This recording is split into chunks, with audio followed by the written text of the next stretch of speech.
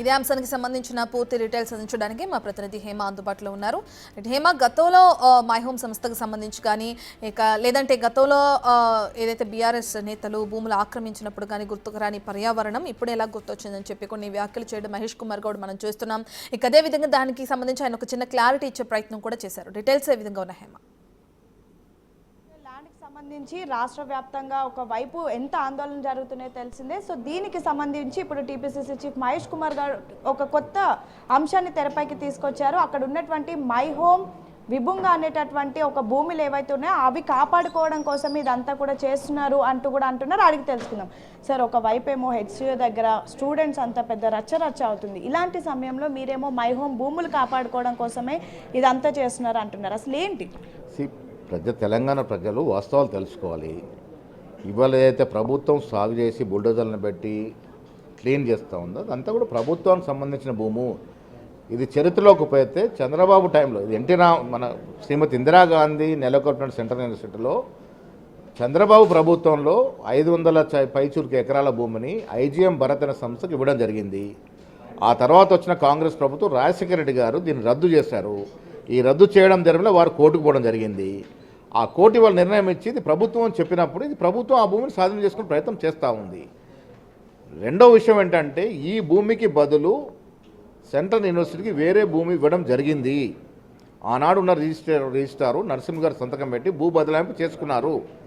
ఏదైతే భూమి ఇవాళ ప్రభుత్వం స్వాధీనం చేసుకోబోతుందో దీని బదులుగా ఆల్రెడీ ఎస్సీ యూనివర్సిటీకి భూమి ఇవ్వడం జరిగింది. ఆ భూమి ఎంకరేజ్మెంట్ అయింది. ఎవరి వల్ల అయింది? గత పాలకులు 10 ఏళ్లలో బీఆర్ఎస్ నాయకులు ఆ భూమిని విచ్చలవిడిగా ఇష్టారాజ్యంగా తన బేనామీలకు ఇచ్చుకున్నారు. దాంట్లో ఒక మచ్చు తునక ఒక ఉదాహరణ రామేశ్వరరావు కట్టినటువంటి మై హోమ్ విహంగా కూడా ఆ భూమిలో కట్టిందే. ఈ కట్టడం అనేది కిషన్ రెడ్డి గారికి మరి సంజయ్ గారికి అప్పుడు కనబడలేదా? ఆనాడు మై హోమ్కి ట్రాన్స్ఫర్ చేసిన భూముల విషయం ఎందుకు మాట్లాడలే? ఇవాళ ఎందుకు మాట్లాడుతూ ఉన్నారు? ఫెవికాల్ బంధంలో ఉన్న మీరు చేసినా తప్పులేదు, బీఆర్ఎస్ పార్టీ చేసినా తప్పులేదు. కాంగ్రెస్ వాస్తవాలకు వెళ్ళి ఉన్న భూమిని ప్రభుత్వ భూమిని తీసుకుంటా ఉంటే రాద్ధాంతం చేస్తూ విద్యార్థులు రెచ్చగొడుతూ ఇవాళ ఒకటై కాంగ్రెస్ ప్రభుత్వాన్ని బదనాం చేసే ప్రయత్నమే చేస్తూ ఉన్నారు. నేను మీ ద్వారా కిషన్ రెడ్డి గారిని సంజయ్ గారిని అడుగుతూ ఉన్నాను. ఫస్ట్ మీరు మై హోమ్ విగాంగాకి వెళ్ళి అక్కడ సర్వేర్స్ తీసుకెళ్ళి ఈ కట్టడం అనేది ఏ ప్రాంతంలో ఉంది, ఏ భూమిలో ఉంది, దానికి దోహపడిన వ్యక్తి కేటీఆర్ కాదా? మరి ఈ వాస్తవాలు మీరు తెలుసుకొని మాట్లాడిన తర్వాత మిగతా విషయాలు మాట్లాడదాం. సార్, అంటే ఈ మై హోమ్ విహంగా ఆ భూములు వాళ్ళకి కేటాయించడంతో అది తెరపైకి వస్తుందని చెప్పేసి ఇప్పుడు ఇష్యూ అంతా లేపుతున్నారు అంటున్నారా? విద్యార్థులు రెచ్చగొడుతున్నారు. కప్పిపుచ్చుకోవడానికి విద్యార్థులకి వాస్తవాలు తెలియదనుకుంటున్నారు. ఆ 400 ఎకరాల భూమిలో ఎంక్రోచ్మెంట్స్ అన్నీ కూడా మెజారిటీ ఎంక్రోచ్మెంట్స్ కేసీఆర్ టైంలో అయినాయి. సెంట్రల్ యూనివర్సిటీ భూములన్నీ కూడా కబ్జా గురైంది గత పాలకుల టైంలోనే. ఇది విద్యార్థులు తెలుసుకోవాలి. ఫస్ట్ ఈ 500 ఎకరాల భూమి 534 ఎకరాల భూమి ప్రభుత్వ భూమి. ప్రభుత్వం ఏ అవసరాలు వాడుకోవాలో భవిష్యత్తులో చెప్తాం. కానీ ఇవాళ ఇదంతా రాద్ధాంతం చేసి విద్యార్థులు రెచ్చగొట్టి విద్యార్థి రోడ్ల మీదకి వచ్చి కాంగ్రెస్ ప్రభుత్వం తప్పు చేస్తున్నట్టు చిత్రీకరించే ప్రయత్నమే చేస్తూ ఉన్నారు. బట్టగాల్సి మీదేసే ప్రయత్నం చేస్తూ ఉన్నారు. ఇది ముమ్మాటికి ప్రభుత్వ భూమి. భవిష్యత్తులో దీన్ని ఏ రకంగా ప్రభుత్వ అవసరాలు వాడుకోవాలో మేము నిర్ణయించుకుంటాం. ఇవాళ హెచ్సియూకి సంబంధించిన భూమి ఇంచు కూడా తీసుకోవట్లేదు. ఈ భూమి అంతా కూడా ప్రభుత్వ భూమి. దీని బదులు భూమి హెచ్సియూకి ఆల్రెడీ ఇవ్వడం జరిగింది. ఆ భూమిలో జరిగినటువంటి కట్టడాల విషయంలో కేటీఆర్ కానీ సంజయ్ కానీ కిషన్ రెడ్డి కానీ స్పందించాలి. సార్, ముఖ్యంగా ఈ 130 ఎకరాలు ఏవైతే ఉన్నాయో ఏపీ ఎన్జిఓకి ఇచ్చారు, దానిపైన ఎందుకు ఎవరు ఏం మాట్లాడడం లేదు? అందుకే ఇవన్నిటి మీద కూడా సమగ్ర విచారణ జరగాలి. ఎందుకు ఆ రకంగా ఆ భూములు అన్యాక్రాంతమైనవి? హెచ్సియూ భూములను తెలియక చేశారా, తెలిసి చేశారా, ఎందుకు చేశారు? ఇవన్నీ కూడా విచారణ జరగాలి.